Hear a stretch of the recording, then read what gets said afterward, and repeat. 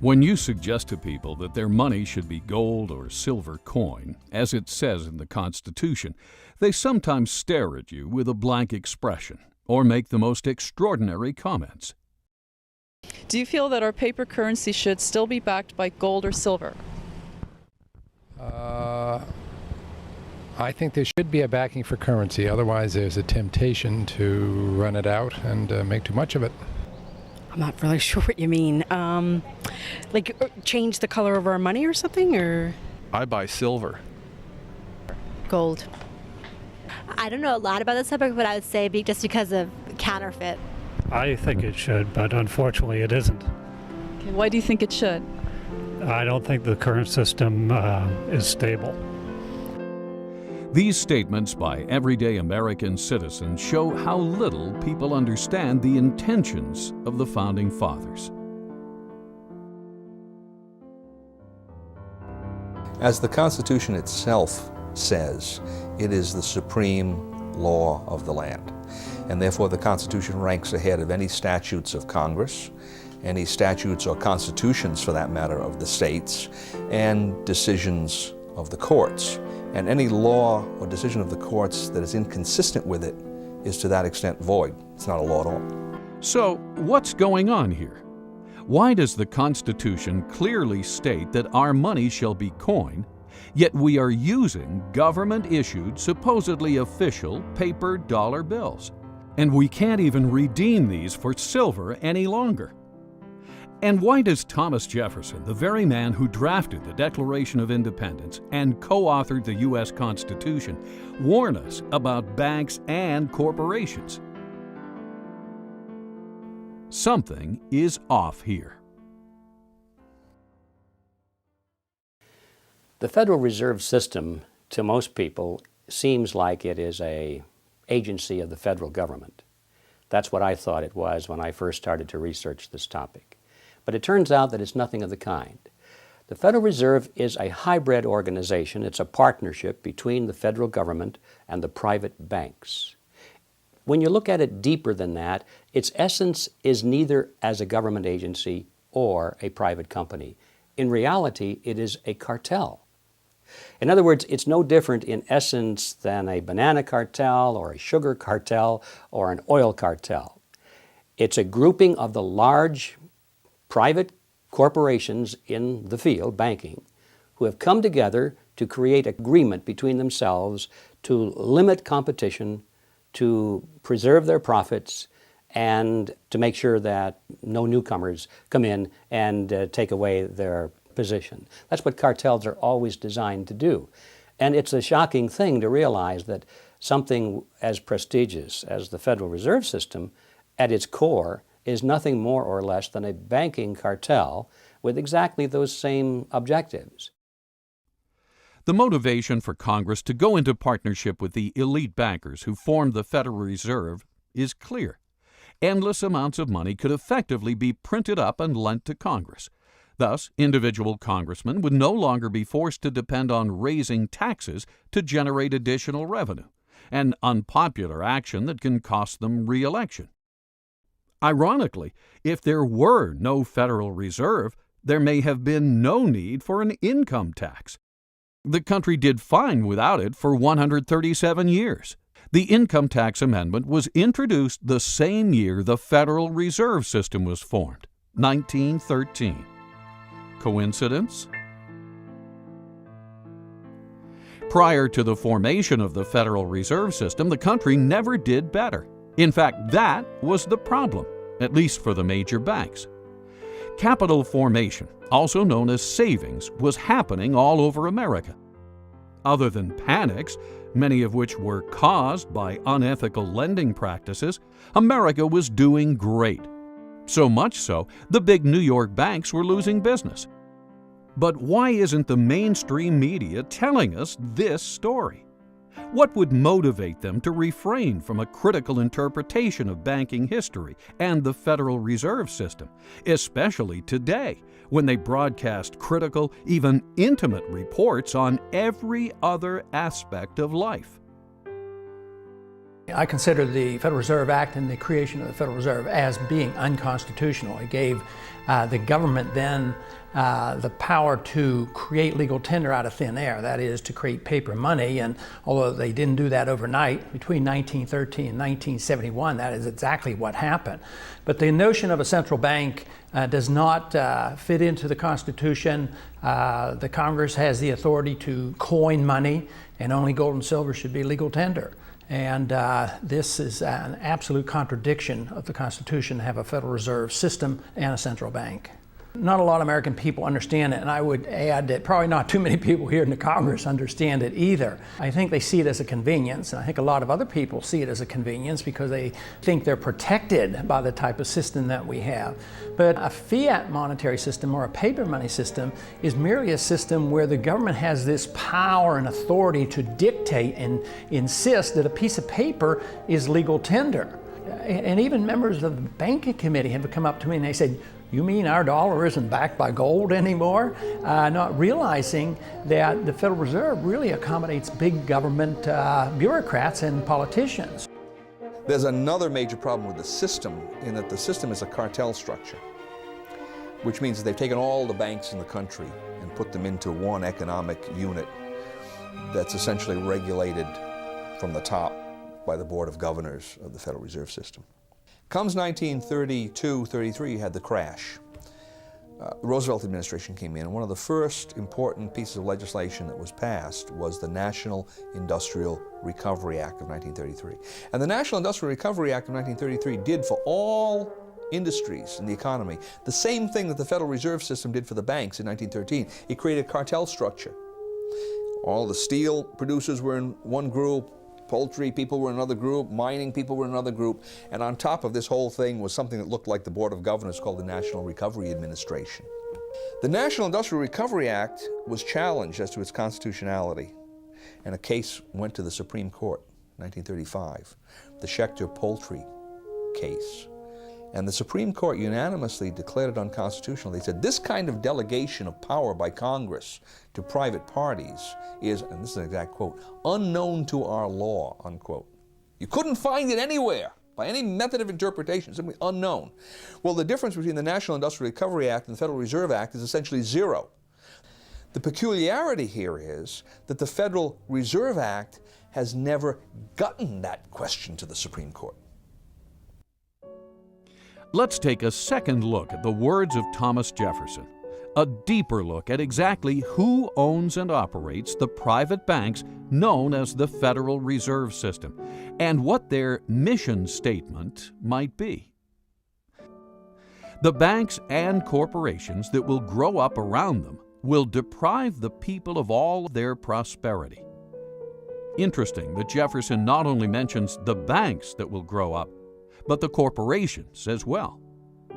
Bear in mind that each one of the Federal Reserve Banks is basically a private corporation. Neither you and I, the people, nor the federal government for that matter, own these corporations, these so-called banks. They are owned by other corporations, known as member banks. The Fed was formed not in Washington, D.C., not in the halls of Congress or some meeting room, but it was formed on a private island off the coast of Georgia called Jekyll Island. This island in those days was a club they called the Jekyll Island Club, and its members were a relatively small group of billionaires from New York, people like J.P. Morgan and William Rockefeller and their business associates. When they went to the island, they all traveled aboard the private railroad car of Senator Nelson Aldrich. This was November of 1910, and he and 6 other men were told they mustn't be seen together, they couldn't dine together on that evening, and they must avoid newspaper reporters at all costs. One of them carried a shotgun. Just in case he had been confronted by a reporter, he was prepared to tell them that he was going on a duck hunting trip. When they got on board this railroad car, they were told not to address each other by last names, first names only. And 2 of them even went further and they adopted code names. They were concerned that the identities of all of these 7 men might be known to the servants on board the car, and that the servants might talk about it. In that fashion, the word would get out. Even when they got to the island and went to the clubhouse, they had replaced all of the normal servants with new servants who didn't know any of these people. And they created the Federal Reserve under those kinds of conditions of great secrecy. I can assure you that very few wars of history have ever been plotted under conditions of greater secrecy than that. According to accidental releases of Fed stockholder information, as of 11:05, Tuesday, July 26, 1983, 5 member banks owned 53% of the stock in the Federal Reserve Bank of New York, the most major of the 12 Federal Reserve banks around the country. This is a controlling interest in the controlling bank. The major stockholders of the major member banks, however, are confidential. No one, not even the government or the President of the United States, knows who they are, nor can they find out. We all began to lose track of this ownership on Tuesday, the 26th of July, 1983, at 11:05 a.m. Only a small group of elite insiders knows who these owners or controlling agents are in present time. Does this sound like a Thomas Jefferson operation? Does this so-called Federal Reserve System sound like something Ben Franklin, the man who invented the pot-bellied stove and co-authored the Constitution, would set up? Or does this system sound more like something George Orwell would write about in his nightmare book, 1984? Again, G. Edward Griffin. In those days, there was a great deal of concern among the American people about the concentration of financial power in the hands of a few very wealthy and powerful financial interests in Wall Street. They called this the money trust. And the cry in those days was to break the grip of the money trust. And one of the primary purposes of the Federal Reserve Act, as it was promoted to the American people, was just that, to break the grip of the money trust. They were going to write a law that was going to take the power away from these people and put it in the hands of their trustworthy politicians, you see. Put it in the hands of the people through the electoral process. That was the propaganda behind the Federal Reserve System. So what's the purpose of the secrecy? It's because when you look at the list of these people who went, they were the money trust. They were the representatives of the banks of J.P. Morgan, the Rockefellers. They represented Kuhn Loeb and Company, Warburgs in Germany and the Netherlands, and the Rothschilds in England. This was the money trust, not only of the United States, but of the world. Had that fact been known, who these people were that were drafting the Federal Reserve System, the trick would have been exposed, and the public never would have adopted the Federal Reserve Act as, in fact, they did. When you think about the significance of the Federal Reserve Act being passed under those conditions, the American people didn't know, but it was banking interests that were behind it. Powerful banking interests, because they wanted their assets protected. They wanted the Federal Reserve to be the lender of last resort. So if they had been loaning out and risking the money, and these loans go bad, instead of having the market take care of this, they wanted bailed out. And this is why it was a tremendous popular thing to do for the banks and, of course, the big business people who were borrowing the money. So it was very, very special interest directed, and it was designed for the elite. And even today, a lot of people don't quite understand that. So it's an educational job as well outside of Washington, but hopefully someday people here in Washington, especially the members of the Banking Committee, will gain some interest in this subject, because ultimately we will have to address it. Where does Congress get most of its funding? I would like to say from us, but I'm sure they have foreign investors that they also get their money from. Okay. Taxes. People? Government?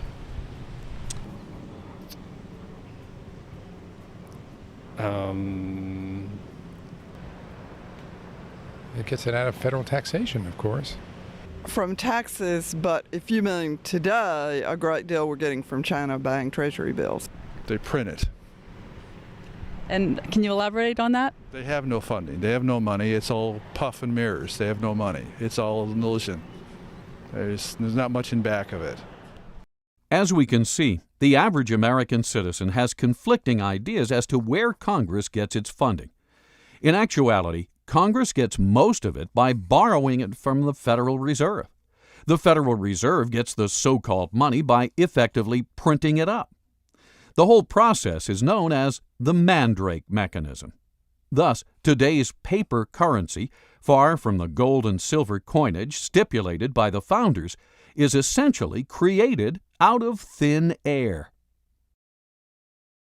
Most people are alarmed when they hear about the fact that the Fed can create money out of nothing and charge interest on it, so-called interest. It starts with Congress. Remember, a moment ago I said that the Federal Reserve System was a partnership between a cartel and the federal government.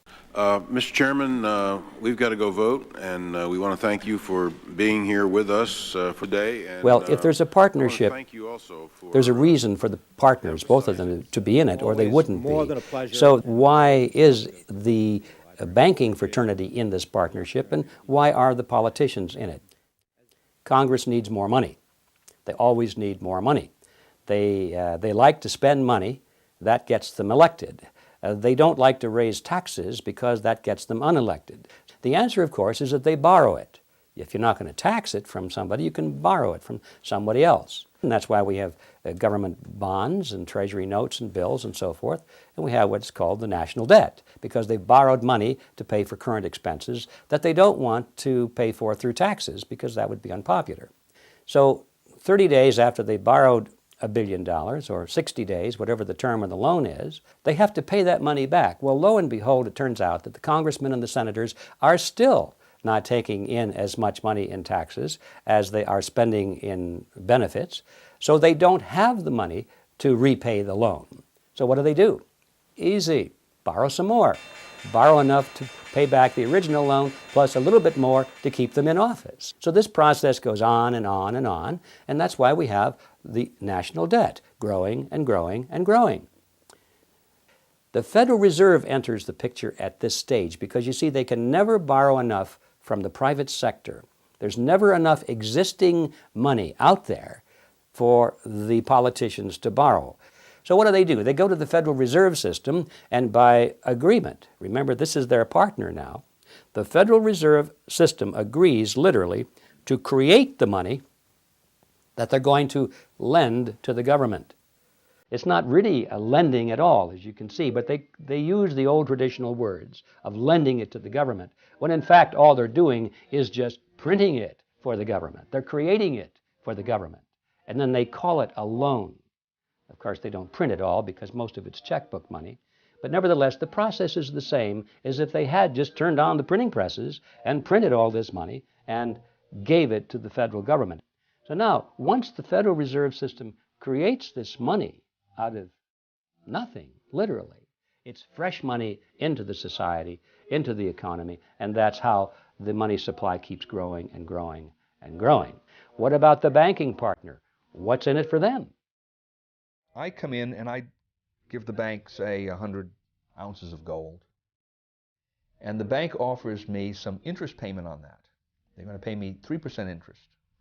And they're going to take that 100 ounces of gold and they're going to lend it out at 5%. That's how they make their money, the 2% spread. Okay?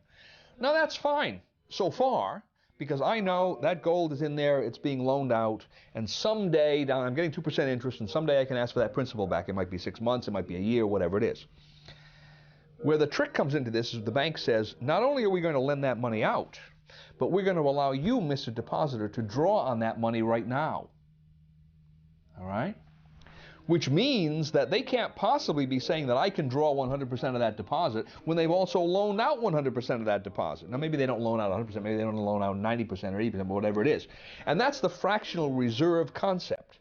They don't have enough reserves to pay out all of these obligations that they've made, especially with respect to paper currency, because usually that's the way it worked. Now, why do they do this? Well, they do this because they make money. Right? If I can loan out essentially more than I have in my reserves, by that difference I'm increasing interest payments. So the bankers are beneficiaries of this, and obviously the first lender, the person that receives that money, is a beneficiary because he's getting money they wouldn't have gotten otherwise, even though he has to pay interest on it. But then what happens down the line? This is the fascinating part about it. The market has set prices and wages on the basis of what it believes is the total amount of money that's in circulation. Along come the banks and they start generating new money that the market doesn't know about. He finds out about it because the money goes into circulation. So I'm the first user of this money. I've just received the loan from the bank. I'm going to go out and buy cement with it. And when I buy cement with it, cement is at the original market price. Now, as that money starts percolating into society, the market realizes there's more money than there was before. More money chasing the same amount of goods means the prices of goods go up, right? So eventually, somewhere down the line, that same cement that I just bought for $5 a pound is going to cost someone else $6 a pound. Now, if he buys that cement at $6 a pound before his income has increased commensurately, what's happening to his real wealth? He's losing real wealth, right? His costs have gone up, his income stays the same, his real wealth is decreased. Whose real wealth has increased in this transaction? Mine and the bank's, because we got the full value of the money right at the beginning. So this system transfers wealth. Somehow, you can't exactly follow it, but the principle is there. It transfers wealth from society to the creators of money. For every $1 billion that's put into the banks, I, as a commercial banker, can create an additional $9 billion and push them out into the economy as loans. Now that $9 billion based on the $1 billion, which itself was created out of nothing, all of it is just fiat money. It's created out of nothing, but the commercial banks get the bigger end of the deal, as you can see. They can create 9 for the private sector called loans, and these are genuine loans. And that is where our money comes from. That is how money is created. Every bit of it is created in this fashion. Every bit of it is based upon debt, and that debt creates money that literally has nothing behind it at all. Now this is how money is created in the Western world. And it's an amazing story. Only a very few people at the top know how money really comes into existence. Best estimates say that a network of about 7,000 people, mostly located in large urban areas worldwide, facilitate the acquisition and control of the voting stock of these banks by proxy. The marching orders as to where literally hundreds of trillions of dollars of monetary power will be directed are believed to be given by the 7,000 on instructions from an insider control group we estimate to number about 300. Of the 300, many are related to one another by blood, marriage, and business ties, and, it would seem, have family ties to the original robber barons of the Industrial Revolution at the turn of the 19th century. More importantly, however, most of the 7,000 involved in this group may be largely unaware of their negative effects on society. They may sincerely, but naively, believe they are simply doing good. Nevertheless, now talking about the 300 who form the inner controlling body, we estimate that about 50 of this group are anything but naive. Thus, having successfully established the ultimate money-making machine, the Federal Reserve System, this nefarious cartel of tyrants is in a position to literally acquire control over the assets of the world, deprive the people of all their prosperity, as Thomas Jefferson would say. This is the calculus of the situation, and this is exactly what they are doing, with a little help from their virtuous but ignorant servants in Congress, as John Adams might say. Yes, the Founding Fathers must surely be rolling over in their graves. The original intent of the Constitution is spelled out quite clearly, not only in the document, but in the immediate history that surrounds its formation. Now, Article 1, Section 10, Clause 1 limits the powers of the states. It says, no state shall coin money. States had coined money. stops them from doing it. No state shall emit bills of credit. Now that's one of those peculiar words. If you were living in that time, you knew what it meant. It meant essentially what we call paper money. No state shall emit bills of credit, which means that a state itself cannot create paper money, and then it can't do it indirectly by setting up some kind of a bank that's controlled by the state. Third provision in that clause is, no state shall make anything but gold and silver coin a tender in payment of debts. And notice the language, no state shall make anything but gold and silver coin, meaning states can and should make gold and silver coin a tender in payment of debts. But the historical background shows absolutely clearly that paper money was not going to be allowed at the national level or the state level. And the very interesting point here is that the same people who wrote the Constitution had been to a large extent in control of the states and of the Congress under the Articles of Confederation during the War of Independence.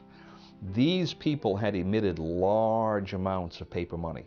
The states did it, Congress did it.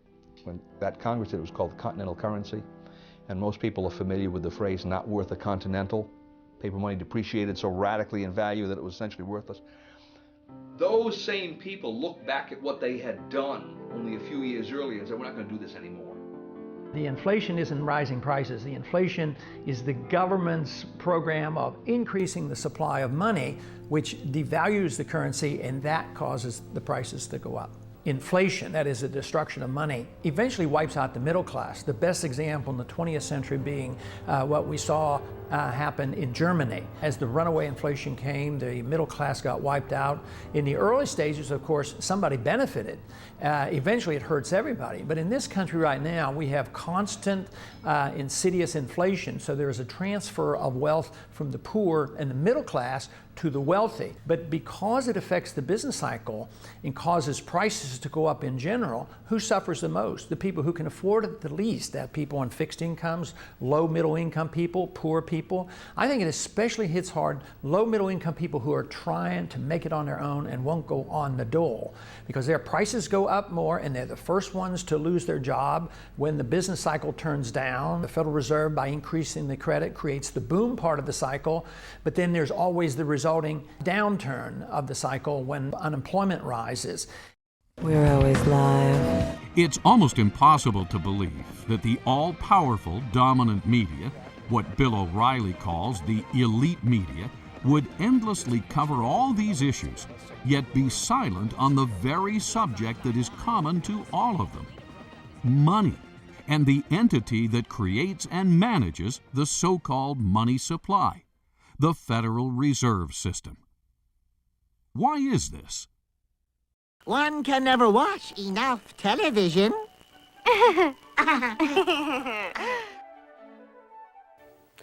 There has been a tremendous concentration of the mass media over the last 50 years, from over 100 companies to 6 companies. Back in the 1934 Communications Act, each media company was only allowed to own a handful of stations, and they weren't allowed to have cross-ownership. They couldn't own all the media in your town. Now they can own more and more because congressmen who've gotten elected as a result of the mass media have given them more and more. That means very few people have the right to speak to us over television, over radio, through the New York Times, the LA Times, the different news media. The whole purpose of the First Amendment is to guarantee that we have more, not less speech. However, when you start to get down and say only a few people can put up their soapbox, only a few people can address the audience, suddenly you've limited the amount of speech. Now that's the government control of speech. On the other hand, when those few people recognize that the government is the one that's licensed them to speak, they start to act in a way that's not going to jeopardize that relationship. Could this be one of the reasons any critical reporting of universally important issues, such as the Federal Reserve, have been cut out of the public debate for so long? As Ted Turner relates in his article, My Beef with Big Media? Why would major media corporations that control the information flow to 95% of the American citizens, fail to report on the detrimental activities of the Federal Reserve System, a government-sanctioned, quasi-private banking cartel that literally controls 100% of the money flow to the same citizens, as well as the lion's share of the money flow to Congress itself. The amount of money it costs today to run for Congress or even to run for president is obscene. And most of that money goes into television commercials and spots and all of the mass media advertising that needs to be done to reach the 295 million Americans, a vast number of people. And when that person wins, if the media has supported him, naturally he wants to pay them back. He may not think of that consciously, but in appropriating licenses and expanding territories and allowing them to own more than one media outlet, that's exactly what happens. As a result, the number of media companies, as we said before, has concentrated in a few hands. And unfortunately, Congress and the media work together to present an image to the American people that does not always include every aspect of the truth. This reciprocity, this in cahoots process, has obscured many of the more important issues to the American people. And there's no more important issue than the issue of fiat money. When you give men the power to create money out of nothing, you shouldn't be surprised if they turn around and create money out of nothing, because that's what they're supposed to do. Now, the underlying philosophy is that, well, we'll be very conservative about it. We won't run rampant. We won't abuse this power, would we? So we give them blindly this power to create money out of nothing because we trust them to use this power wisely. Nowhere in history has this ever been a justified trust. Every time man has had that power, and this started back in antiquity, those with the power have abused it, and they have created more and more and more money at a rate much faster than the expansion of goods and services which are being produced by the productive side of the economy. Now, if the goods and services were growing at a rate which is exactly the same as the money supply, then the purchasing power of the monetary unit would remain constant. In ancient Rome, if you had a 1-ounce gold coin, that would be the cost of a nice toga, a handcrafted belt, and a pair of sandals.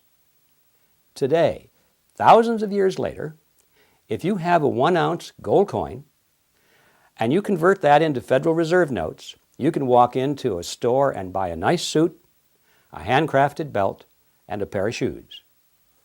The real price of those items, and all items for that matter, throughout history, does not change when measured in terms of something of intrinsic value, such as gold or silver, because those things take human effort to produce as well as the belt, the toga, and the sandals.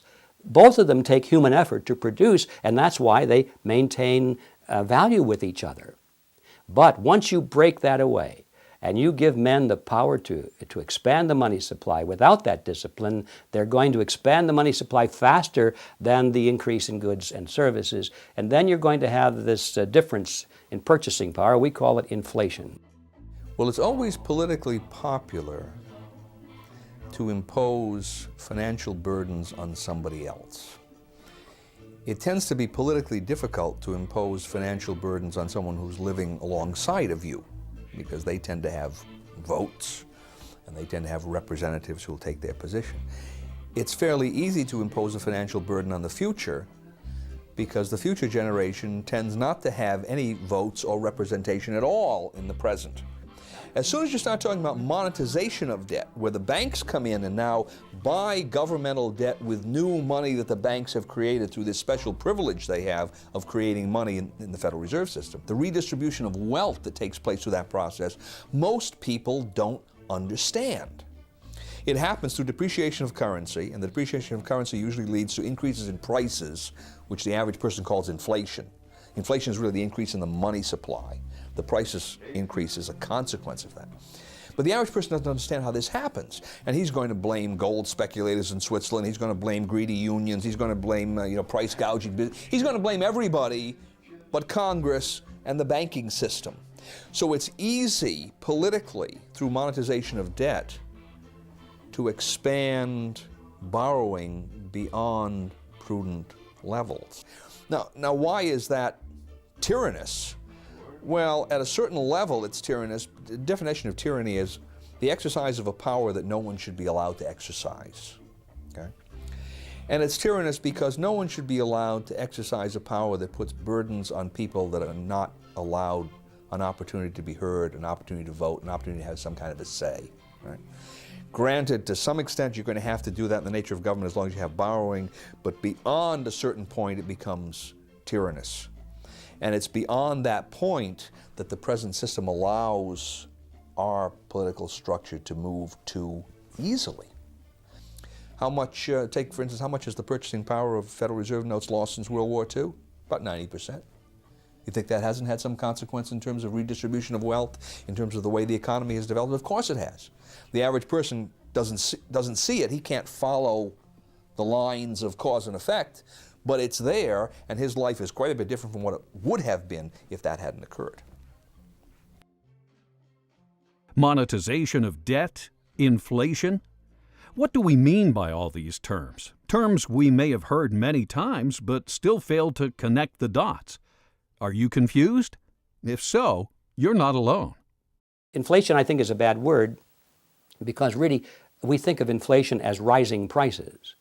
But in reality, what's happening, prices are not going up. It's that the value of the dollar or the monetary unit is going down. That's what's really happening if we understand the process. And it's a tax, therefore. Our lost purchasing power, what we have to pay more for a bag of groceries today than we did 5 years ago, comes out of our pocket, comes out of our earning capacity. That is value which we should have, but it's been taken from us through a process that we call inflation, but in reality it's a hidden tax. Inflation is the result of being able to create money out of nothing, and that is the power we have given to the Federal Reserve System. Therefore, we can say that the Federal Reserve System is the agency of a hidden tax called inflation. Since the early 1900s, almost no one talks about the country's banking system anymore. What happened? There was a shooting, then there was nothing. Yet our money, like water, is one of the most important commodities we have. More than that, the quality of our money affects the productivity of every man, woman, and company in America. As time goes on, people figure out better ways of doing things, better ways of making products, cheaper and faster. For instance, one farmer can now grow food for thousands of people, whereas he used to be able to feed only his family. Thus, everything should be getting cheaper, because the supply of everything has been growing faster than the demand. This is true even though the population has been growing as well. Unfortunately, this is not what we observed. With the exception of a few industries, like the computer industry, and products we import from places like China, it seems that almost everything is getting more expensive, but oftentimes cheaper in quality. How can this be? Over the decades, the productive energy of society seems to be getting siphoned off.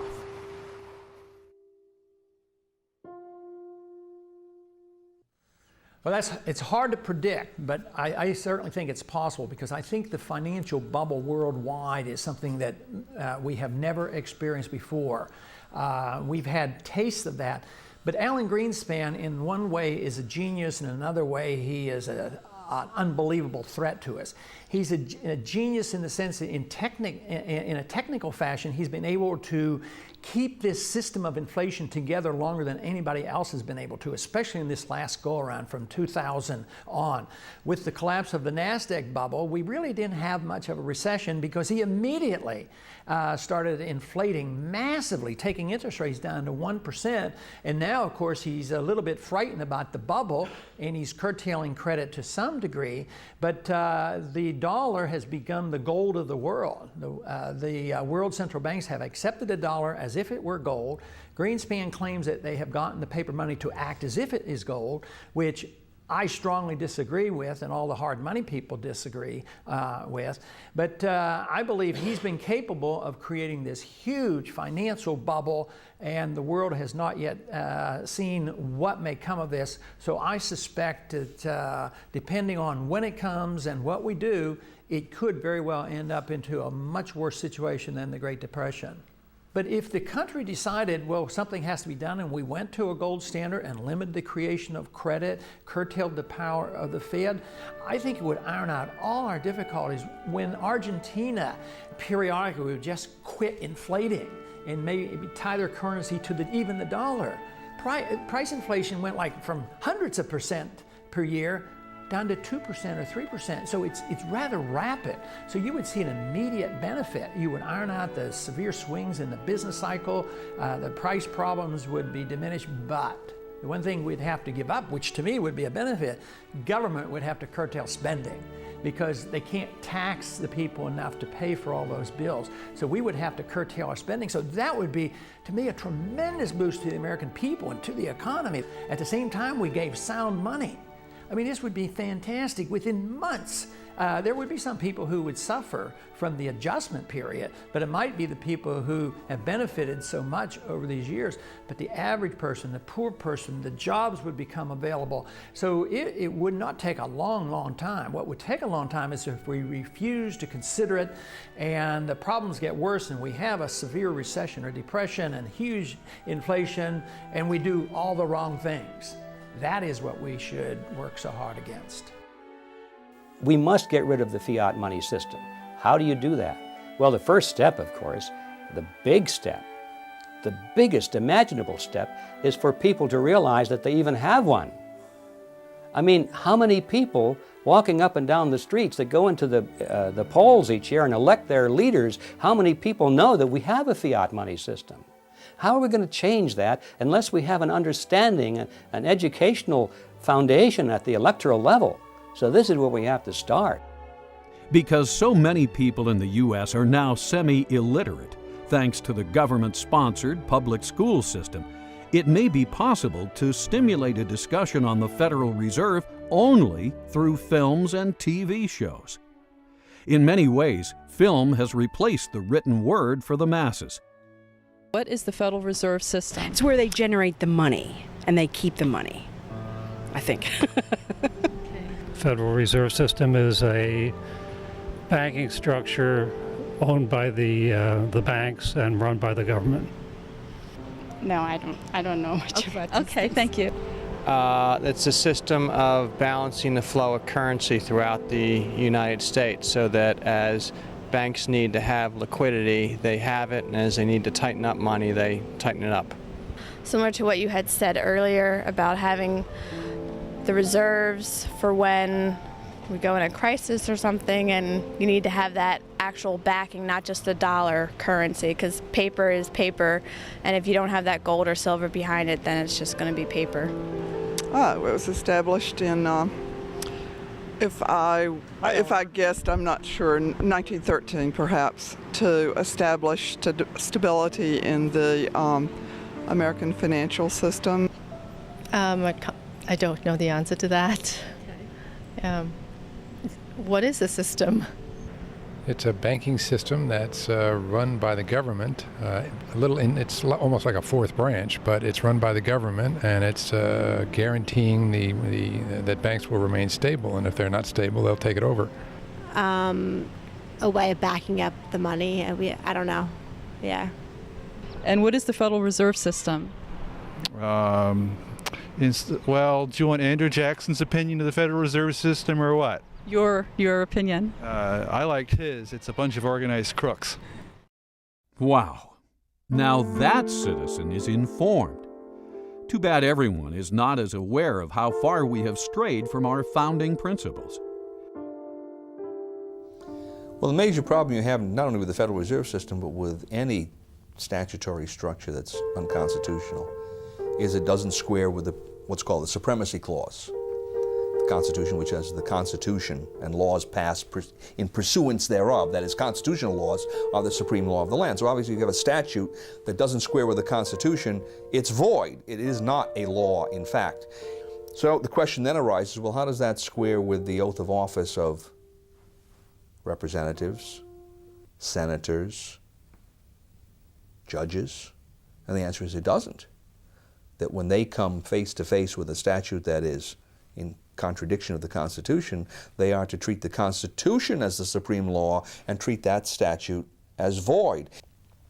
So that's number one. Here we have a system, the Federal Reserve System, that has all of these constitutional problems, and everyone is essentially looking in the opposite direction. So that doesn't square with the oath of office. And one would think that the president, being the head of the executive department, in which we find the Treasury, Department of Treasury, right, which interacts quite closely with the Federal Reserve, might have something direct to say about that. And then, of course, the president has a specific constitutional duty to take care that the laws be faithfully executed, and the supreme law of the land is the Constitution. So you would expect, on top of all of this, that he would be saying, wait a minute, if the Constitution doesn't square with the Federal Reserve Act in one or more ways, then I should be giving directives to the Secretary of the Treasury to take certain kinds of action to deal with that. And of course, we see exactly the opposite. We see the Federal Reserve people, usually the chairman of the Federal Reserve, comes to Congress, and he tells Congress directly, and usually tells the president at least indirectly, here's how monetary policy is going to be implemented. So the Federal Reserve is the tail that's wagging the dog when we have all of these questions that it may not be legitimate at all in whole or in part. If you want to see the way power goes in a system or the way the laws are corrupted, follow the money, and the Federal Reserve is a huge agency for the creation of money. If you study monetary history throughout thousands of years, you will find out that paper money has been tried many, many times, and it never succeeds. It always ends badly. The question is when will the dollar end badly? Will it be next year, or in 5 years, or 10 years? I'm convinced it will end unless we do the right things, and that is restore soundness to the money, put restraints on our government, either strictly curtail the power of the Fed or get rid of the Fed. That will be the only way you can save the dollar. But if we continue to do what we're doing now, we will eventually destroy the dollar. Throughout history, as governments grow, they limit the individual's rights. The same thing happened in the Roman Empire. We know this from history, but we also know it from Shakespeare's wonderful play, Julius Caesar. As we start moving toward a bigger and bigger government, it's going to mean that the individual no longer has the right to own his property, the right to do what he wants, the right to live freely, the right to worship as he wants, the right to speak as he wants. The government starts to tell us what to do. Most of the time they think they're telling us what to do in their best interest, but the trouble is that government, as Adam Smith pointed out, John Locke pointed out, as the great thinkers of all time have always pointed out, don't really know what's right to do. Government often makes the wrong choices because it doesn't understand the consequences of its actions. So even when it doesn't desire to be a nefarious force, to be a dark force, it often is. The problem that we have is the result of legislation. Congress has to make fundamental changes in the present system. I don't think that it's possible to impose from the top down even the constitutional system, because no one out there now is used to using gold and silver as their money. So what needs to be done is to create a competitive system of currencies. Leave the Federal Reserve System there. Slowly, over 6 months or a year, take away some of its legal privileges, its legal tender privilege, its privilege as the only medium to pay government taxes, so forth and so on. And over on this side, create a gold and silver system. And then you will have competition between the two, the paper money price structure and the gold and silver price structure. And it will be a competition. What happened is in this competition, gold and silver would win out, because in competition, the free market usually wins out over governmental intervention and special privileges. And that's the reason we have governmental intervention and special privileges, to keep the free market from winning out. I mean, that's why they go to government, to ask for legal privileges, all right? So that's the first problem. Now, the second problem is I don't see that happening through Congress, because there are just too many loggerheads in Congress to get the thing started. So my suggestion is that it begin in some state, a small state, a state that probably has a certain amount of its taxes that it can hypothecate to gold. And if the system worked and more people were asking, then the state could expand the areas of taxation and bring more people into it. And eventually you would, if it worked, you would see the whole the state's monetary system, the government, state government, would be on a gold system. And then I would think as well you'd begin to see that spreading into the economy. Now, if that were to happen, then I think other states would look at this and say, well, that makes sense. Let's begin to move in that direction. You could look at it essentially as a monetary insurance policy. They don't have to go beyond 10%, but 10% gold holding is perfectly prudent. And if something were to happen in the economy, if there were to be a monetary crisis, banking crisis, then the state could rapidly expand the system because people would know how it operates.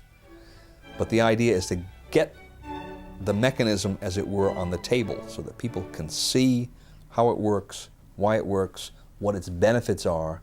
They don't have to be afraid of it. And arguments along the lines of there's not enough gold and silver in the world to do this will, that kind of thing will be shown to be fallacious. Concerned citizens should be asking themselves questions like, why do you feel like you're on a treadmill that's constantly running faster? Hey. Why does it now take a 2-income family to make ends meet, thus preempting women from their traditional role of providing stay-at-home childcare? Why do we see a never-ending expansion of government, even though our elected officials endlessly promise to reduce it? Where does the government get the funds to wage perpetual war, yet fails to provide the basic protection citizens needed on September 11th?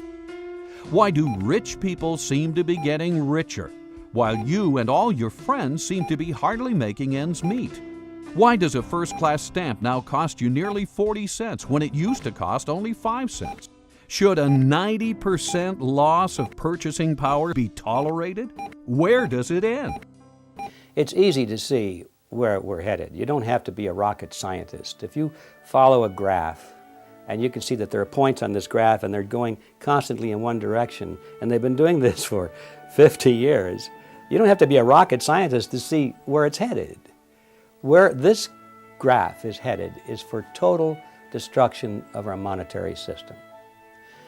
Our money will be totally worthless, and it'll probably be reissued in the form of some international currency, which will be equally worthless. But the value to these people is that once it's on an international basis, there's nowhere else to go. Right now, if you don't like American dollars, you can buy Japanese yen. If you don't like that, you can buy Swiss francs. If you don't like that, you can move to whatever currency seems to be having a little better track record. Once there's an international monetary system in place, modeled completely and exactly after the Federal Reserve System, it's exactly the same, then there's no place else to go, folks. You've had it. So that's where it's headed, and if we don't turn this thing around, I think we're going to be living in kind of a modern serfdom. And we'll be serving masters, and they won't be living in the big castles that we can see at least, and say, well, that's where the master lives up there, and we're tilling his field. Our masters will be the bankers and the politicians, and they'll live in big houses, but they won't be castles. But we'll be serving masters nevertheless, and we'll be thinking they're wonderful people without realizing that they are our masters. If the United States went back to constitutional money, it would be an amazingly wonderful event, because it wouldn't be just going back to constitutional money. In order for that to happen, that means you'd have to assume a groundswell of awakening on the part of the electorate. And they would understand not only what's happening in the monetary system, but what's happening across the board in our political system. I think we would have a great resurgence of prosperity and tranquility.